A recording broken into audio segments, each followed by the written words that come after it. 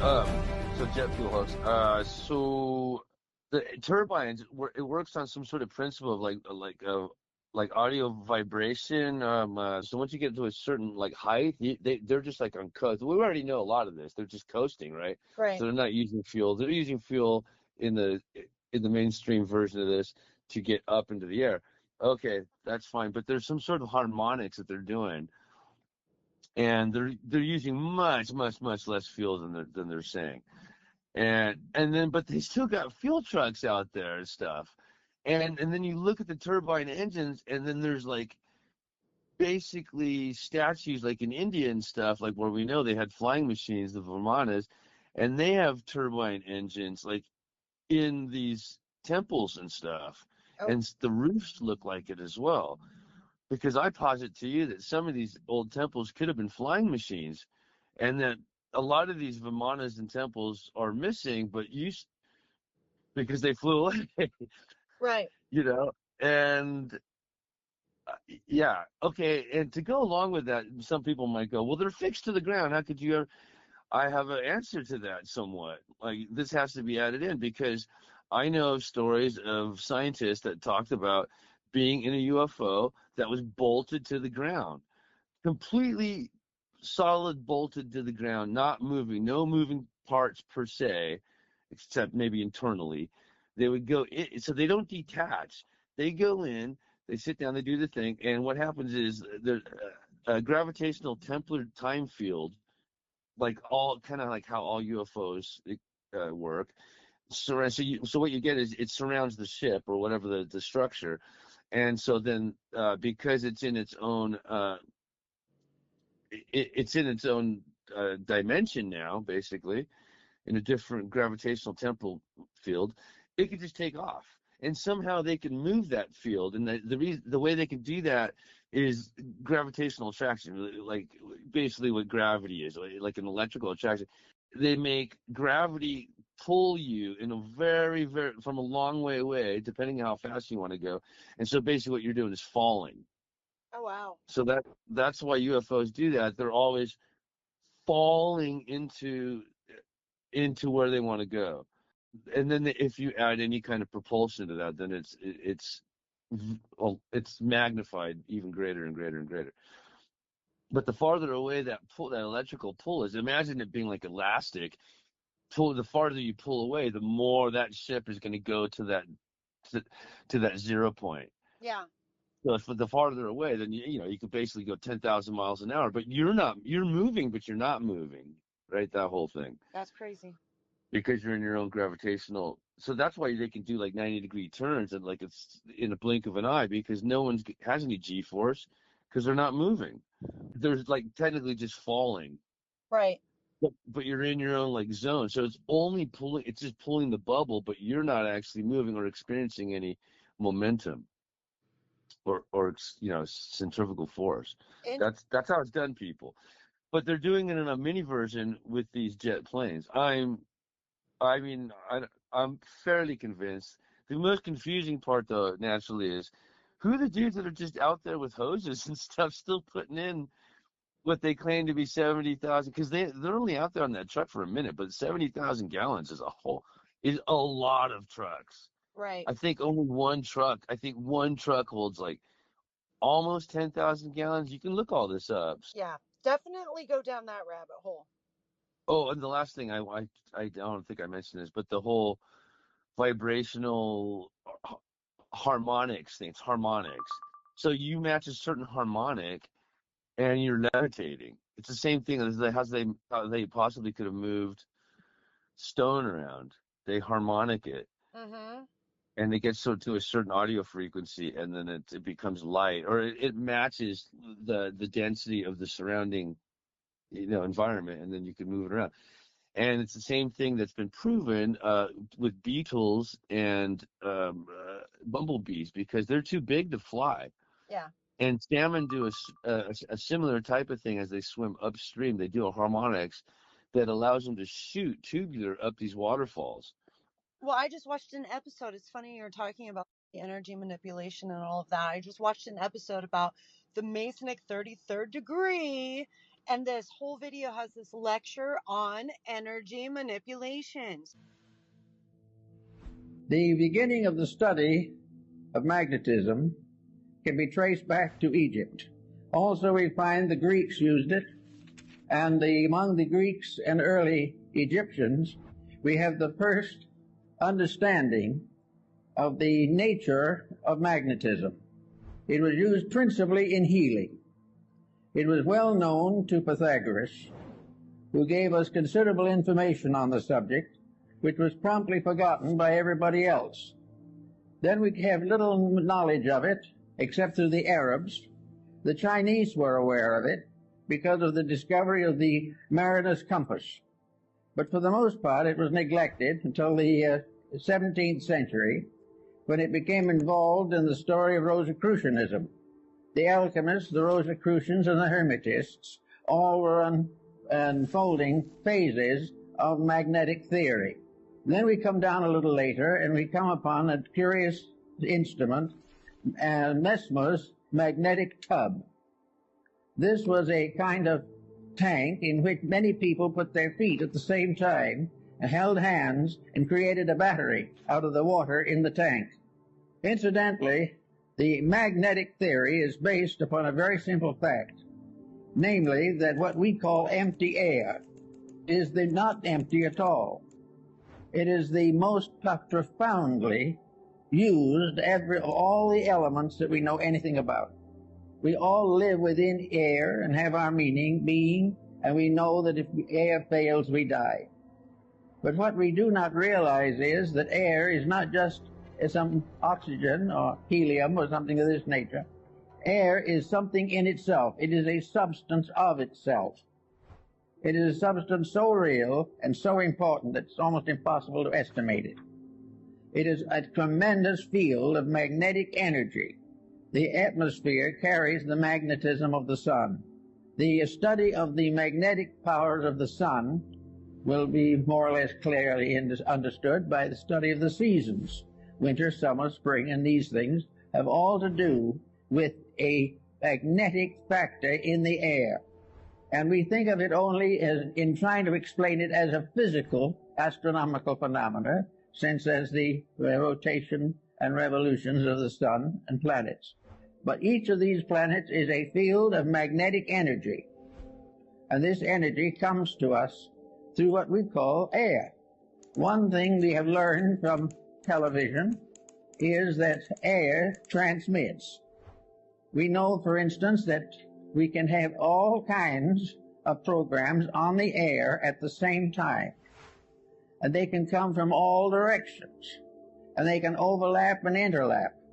But each one will remain separately identified as though it was moving in a channel or circuit of its own. Something went through was vibration. And this vibration in the magnetic field can be divided into an infinite complexity of separate emanations. Magnets. Do magnets. Okay, I'll tell you how to make money. Do magnets. You're doing a lot of great stuff. Do magnets. Because one thing we don't have, but we're getting close, but do magnets. So I hope John Gray is listening to me so he can give him a couple of bucks and go into the magnet business. I guarantee it's going to be a success. It's one thing we don't, for some reason, it's not complex, not hard. We have the material. For some reason, they just don't, they don't do it. We need magnets. So one of you companies out there, go out. I'll teach you how to make money. Just do it. Saw that. Yeah. Well, okay, one more thing on that, I guess, is this guy, the scientist, or whatever he was, he took a bunch of the specific beetle wing.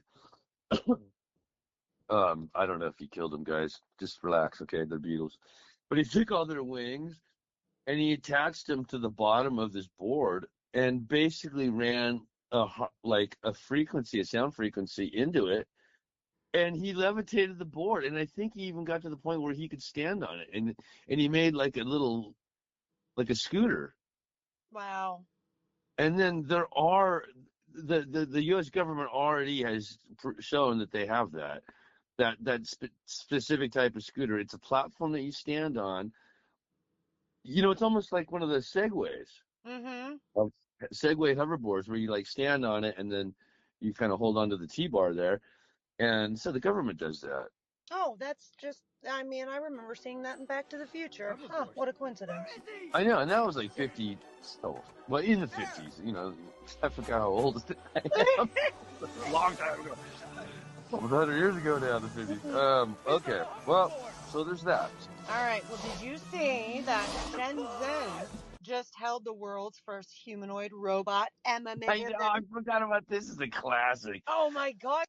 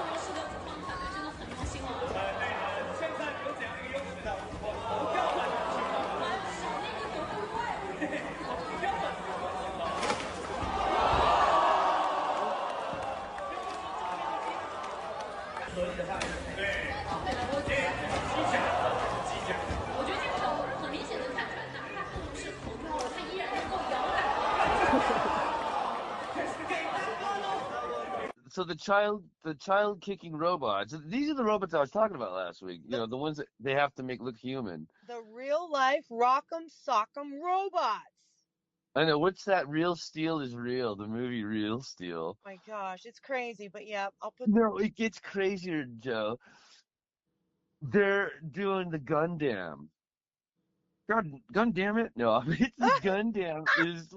You don't know this, but you'll know in a second. There's other names for it too, but it's where they do the giant robot. So this is exactly like Pacific Rim. Oh my gosh. They're already doing it. And this gets to the other one with the monster, where that one chick, she's like, "Oh, I'm programming the monster." So wherever she did, the monster was doing. But anyway, so this concept been around for a long time, all the way back to the Godzilla days of Japan. These basically giant freaking robots that it may take 1 or 12 guys to, and you can even be in the robot or not be in the robot, be remote. Imagine like a Titan robot, like 50 feet high, 100 feet high, 200 feet high. They're doing it. Thanks, Japan. Gun damn it, Japan. Gun damn it. Gun damn it. Okay, but this goes into this whole other thing, back to the millennial reign and the Pacific Ocean and the dragons that are possibly out there in the Pacific Ocean. Because, it's called the Ring of Fire, and we think vampires. We think that volcanoes are somehow tied up with dragons, right? And that's where Godzilla emerges from, is that same exact area, and Japan has to employ this gigantic these robots. And then, of course, the robot gets out of control, and I think it fights another robot, and it fights a bunch of rubbery monsters. It's a pretty fun, lore. But there's guys out there that are doing like whole videos on how there's all kinds of Easter eggs and all that kind of stuff. Wow. Yeah, but okay, so getting back to your UFC human-shaped robot fight, I'm like, that is such a. You make this incredible technology, and then you're having it fight each other, and I don't know, and I don't know, it just seems really wrong somehow. And then they place the ego into it even too, because if you watch it at the end of the video, the robot winner, starts dancing. Well, of course. I'm surprised it didn't carry its head off, because remember it kicked the head off. I kind of felt bad for the robot. I was like, oh, this isn't right. And there's some other weird ones. Okay, so I'll add to this a little bit. So I think it was Harvard or MIT, and these robots are very simple. I think they were just on 4 wheels, but they could turn and do whatever they want. And they were like a very, very early system of AI. So each robot had, and there's probably like 20 of them in there or whatever. Each robot had sort of an AI system. My point to this is like, there's a weird phenomenon where when you make a robot, it comes to life. I'm just saying it has a life of its own. So these robots would just go around, but they'd have to go over here to a certain button and perform some certain things and do this button, and then they would get like food, I guess, in the form of energy or something, Oh my God. or they would run out, right? And they knew it, and so they had to do it. But some robots would be like, no, I'm not doing it, and they would just go in the corner and immediately die. Other robots found out that they didn't have to push the button, or they would start stealing from the other robots. They would push the other robot out of the way and get their meal or something like that. It was a weird, yeah, that's out there. That is. But there's some weird stories about that, and that like when you build a robot, there is some sort of weird life force that takes control, and that doesn't surprise me because the source is permeating everything. You can't make a bubble without source. Source is everything, right? And so source is like life giving, and then you're making like these boards, these electronic boards, and source and electronics seem and electricity seem to work hand in hand, and maybe that some of these giants and stuff are actually energy beings. Okay, that was wild. But I think it's just a little sad. I mean, like you make all these robots, and then you're gonna go have them fight each other. I don't know. I know. I know. This seems a little beneath us. And who the hell wants robots? Robot lives matter. Yeah, right. Okay, but now they're all like, they all know kung fu better than I do, and they can shoot guns now, and you got them shooting guns, and they look like people, and they can just run, Okay. and it's just like, yay, super soldier fun. Robots' lives don't matter. Clankers. Oh Freaking God. clank. That's the latest slur, right? The clank, call them clankers. I saw this meme and it says Sarah Connor. She's smoking a cigarette. Sarah Connor Right. now as everybody turns to AI for life. It's so true. Resting bitch face as she watches us make Skynet and stuff. Utah and America is the land of the Bible, and we've talked about this a bunch of times, but now I'm really convinced. Exodus took place in America, and the true Nile is the Mississippi River.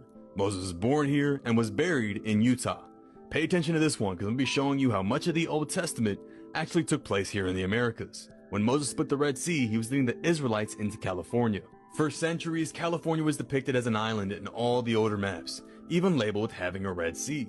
So if cartographers of the past were really mistaken, why do so many maps have this exact same mistake with such detail? Now by the 1770s, California begins to look like what it does today, but can't go back to its natural state due to so many dams and levees holding it together. There are over 1,500 dams in California alone, literally holding back an entire sea. Now, the Mississippi River is the true Nile. The Nile, the fake Egypt, does not match the description in Isaiah 11:15. It said the Lord smite the river into 7 streams. But the Nile we're given in Africa only has 2 major tributaries. And what is the largest river complex in America? The Mississippi. It's the only major river on Earth that matches the description with 7 massive streams. There's also many Egyptian named cities across the Mississippi, and these are just the ones alongside the river, not considering the rest of the country. Now let's read about the death of Moses in Deuteronomy 34, which shows us his final journey and burial being in Utah, or Judah. All the locations mentioned are found here. This one puts the nail in the coffin. Then Moses went to the plains of Moab, onto the top of Mount Nebo. So a 70-hour walk from Moab to Mount Nebo. Okay, to the top of Pisgah. Pisgah, Utah, that is over against Jericho. Boom, Jericho, Utah, right across Mount Pisgah. And if you're not mind blown yet, you need to drink some wake up juice. But hold on, we still got more places to verify. And then the Lord showed him the whole land from Gilead onto Dan. Gilead, Utah to Dan or Daniel, Utah. Same thing. All these places are in the same vicinity to Mount Nebo. All of Naphtali, or Nephi, Utah, as in Naphtali being one of the tribes of Israel. The territory of Ephraim, right here. And now, you won't find a Manasseh, Utah, on the map, but there's a reason for that. The town no longer exists. It didn't survive. But there was a Manasseh in Utah. Give it a quick search, and you'll see Manasseh is said to have existed right next to Ephraim. And what do we know about these 2 tribes? They were brothers. So of course they'd be right next to each other. Remember, it says Moses could see the whole land of Judah, or the whole land of Utah, from the top of Mount Nebo. This is what it looks like 12,000 feet high.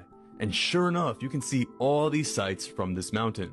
Now let's take a look at their little fake hill, Mount Nebo, in Israel, Palestine, which is only 2,000 feet.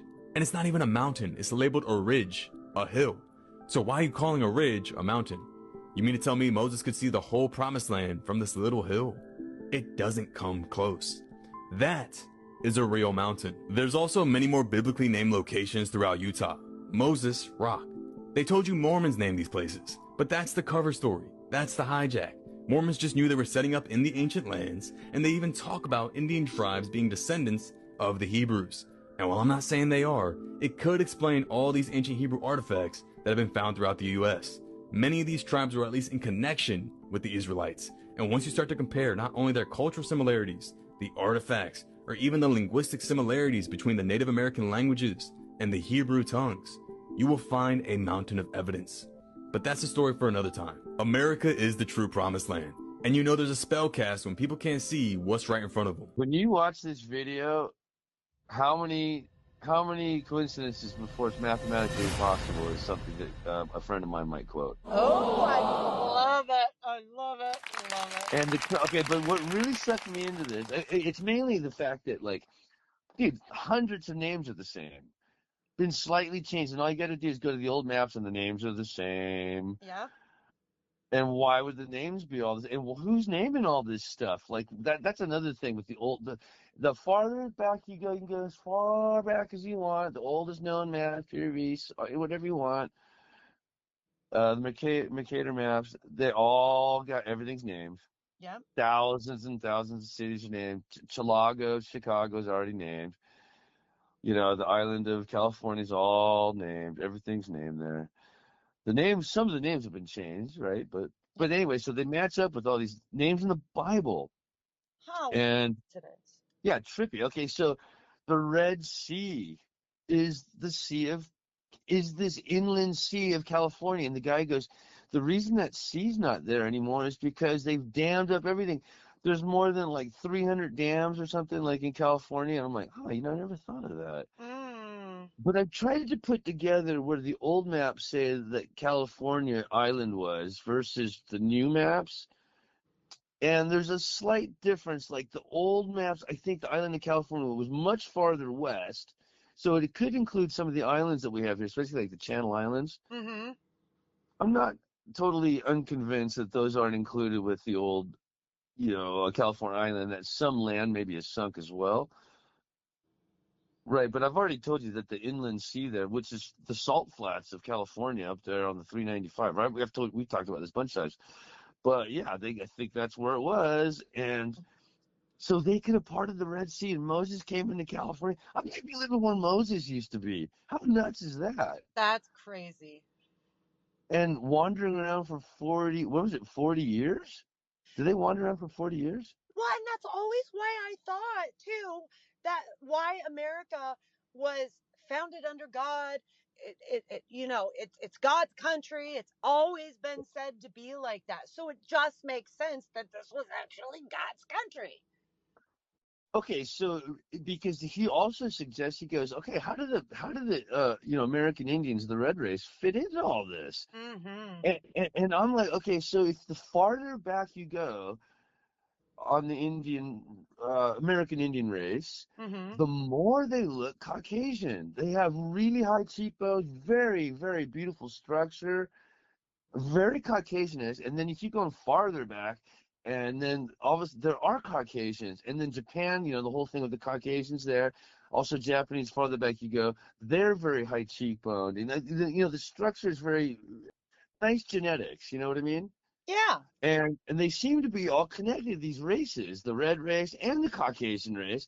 So I'm just wondering, like, how much of the lost tribes of Israel is the red race tied up in that? And then also, are we thinking that the Caucasians moved east instead? Like, are we talking like, because I still think the Caucasians races.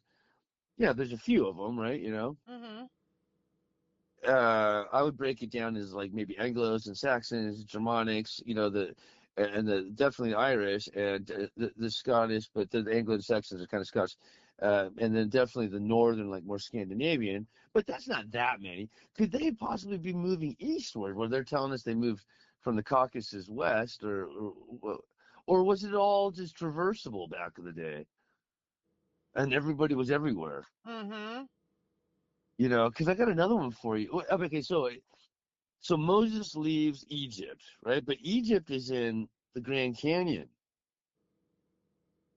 Because we've already established and they're hiding people. They won't let people go down in there Mm-hmm. under penalty of death, right? So it's not that big of a stretch that they leave and they go through the Red Sea, which is probably, yeah, I guess if you're walking, it'd be quite a ways. It would be, a few hundred miles, Mm-hmm.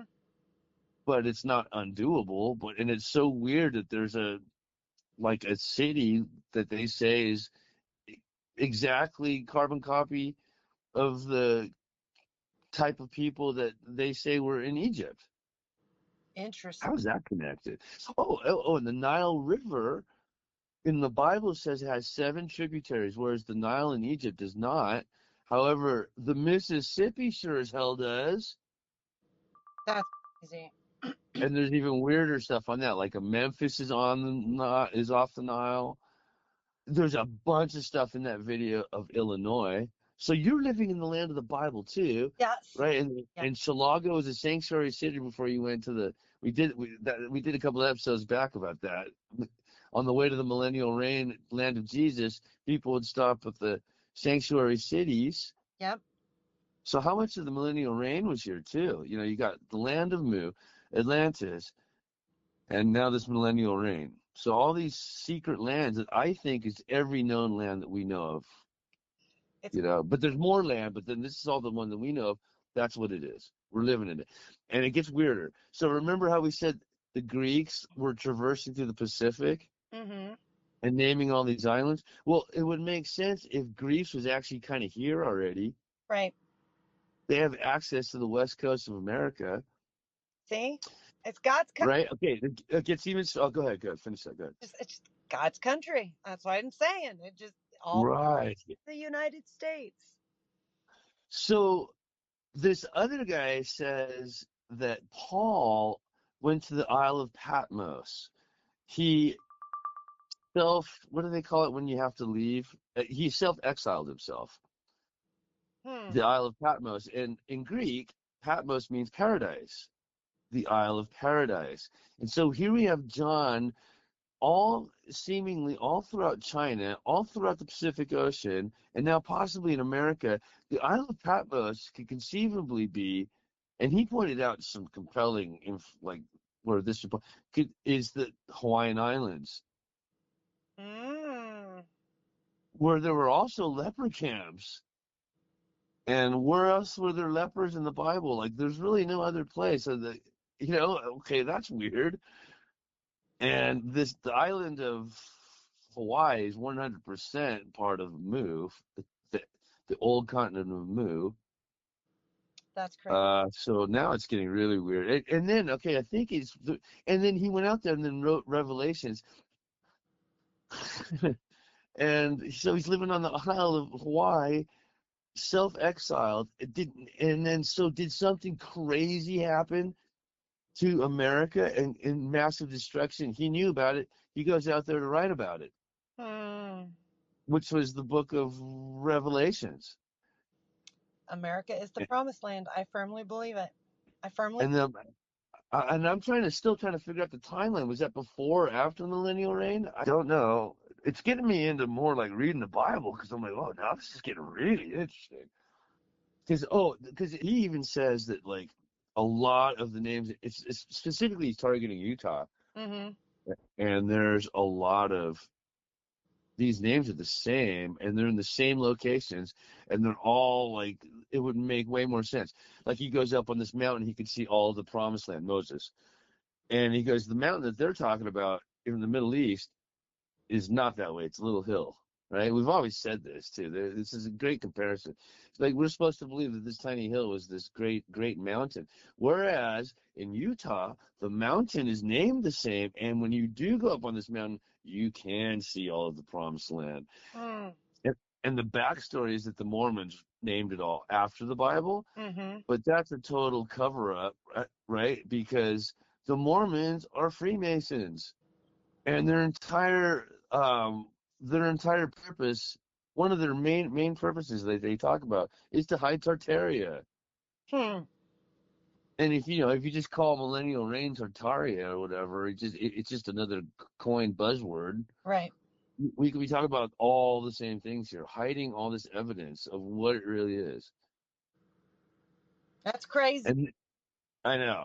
And now are they gloating because they came back to this land and they took it all over after either they knew about the destruction or they survived the destruction or they created the destruction? Mm-hmm. Because now we're in Satan's little season, so it's like, and they're trying to wake up the Leviathan, which is this gigantic Well, Ouroboros snake or whatever and without wings. that's a thing that I've always thought of. Of course they know. Of course these people know what they're doing because, you Yeah, know, Vatican, like 28,000 miles of tunnels and all filled with books. They know something. well, but what I'm saying though, I mean, that's why they're so into Satanism and everything. They don't care whether or not you believe in any of this stuff because they do, and they've been Yeah, doing their stuff over for yeah. every reset in history. So yeah, no, they know exactly what they're doing. That's why they try to pull us away from God. That's why they changed the names of our country. That's why all of this has gone on for centuries because exactly that. No, they know exactly what they're doing. Those damn Oh, I Satanists. couldn't agree with you. Yeah, I couldn't agree with you more on that. Yeah. Science, everything in science fiction, and way beyond more that we could even imagine, is all true. Mm-hmm. And it's already been done before, and it's already been done by the people in Atlantis and whoever those people were and wherever they came from. Mm-hmm. And whether or not we're going to come to find out that the Anunnaki are our gods, or there's a gods higher than that, or there's some sort of conflagration of all that. And then there's also spiritual beings and ghosts and non-corporate entities, non-corporal entities, and then the entire spirit realm, and then there's the different dimensions above and below all that. That's all freaking real. Yeah. Oh, and the multiverse. Oh my God. Yeah, Sure. yeah, totally. I just saw, I guess, there's a video that surfaced. It's got Trump talking, and in the background, people are losing it. It's a Trump body double just accidentally spotted right behind the president. I had to look at that over and over and over again, but some of the writing and stuff on the side, I couldn't see it because it was in the way. That was in the way of him. I wanted to get a much better look. I got nothing against Trump. I'm hoping that Trump is doing the Jewish subversion in reverse. Oh, This is my hope. Okay, I'm not high on this hopium but I think there's enough tidbits that maybe this could be going on. And it would have to, because if you're going to take over this 7,000-year-old, right, biblical regime or whatever it is, the Satan season, right? yeah. If you're going to take it over, you might have to do this. So you permeate and you wheel and deal with all these people and you're like permeating in there. But every time they touch you, it's like Midas. Mm-hmm. Every time they touch Trump, that gold vein moves a little bit into their hours of operation or into their grounds of operation, right? Mm-hmm. Touch them again. Oh, even more. Oh, now you're out. Right. Okay. So he's slowly turning. Okay, I'm going to align myself with Netanyahu. Okay, we're going to go into Iran. Oh, we got rid of the bad guys in Iran, and also, where's Netanyahu? Where'd he go? I'm So every time they touch down with Trump, he's just working it a little far. And I don't mean just him, because it's no man. One man is an island. It's a blanket statement here. Let's just call it Trump, quote unquote Trump. White So House. every time he touches this entity, these bad guys are getting like zapped in reverse, and it's working backwards through all their systems Exactly. Exactly. That's exactly. and turning it and flipping them. And that's what I talked about that time when you were losing hopium, and I said, look at what's going on. That's exactly. he puts them in the spotlight. He makes them do his dirty work or whatever. And then when they go out with some sort of a D class or big boom to say, oh, hey, by the way, this is the on this. Okay, bye. Yeah. A big boom, like a drone factory in Ukraine, or you're made to fart on the floor of Congress. Yep. A complete investigation that's independent. Now on Iran and the NDAA. When all the Trump administration Chuck Fumer. Oh my God, that was priceless. That might have been the funniest joke we've come up with in this show. I loved it. Well, one more thing's on clones. So I just came across another video. So I guess this guy named Paul Mooney, 2013, says there's more than one Obama. I mean, not that we didn't already know that. They're clones. The host laughs nervously. Mooney worked in Hollywood for decades, but this wasn't a comedic bit. You have to realize that there's more than one Obama. Okay. They're clones. All right. Well, it would take a lot to do a lot of that. No, and you think I'm kidding you. I'm serious. Okay. You when you see the clone can sing and dance.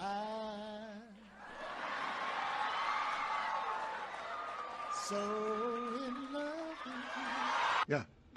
The real Obama, yeah, he can't sing or he can't dance. No, it's true. And whenever you see his wife with the clone, she is like on a bad date. She's very standoff. Her inner kids. She doesn't like him. But the real Obama, they're always hugging him and close to him, kissing him. You think I'm kidding? Watch them, okay? Even the little dog, the real Obama, the little dog's all up in their face. But the clone, the little dog is barking at the clone all the time. Or talk on clones, of course. Well, there's this thing with the cloning chambers, right? So with the bands, for example, with bands, but the actors do it too because they'll film movies down in the cloning chambers and stuff. You just don't know it's a cloning chamber, but like they'll do little Easter eggs because it's just for them. Like, oh, it's so cool that we're invited into the cloning chamber and we could like kill clones and we clone ourselves at night while we're sleeping and all this stuff. Hang out with Donald Marshall. Donald Marshall's cool, but they tortured poor guy.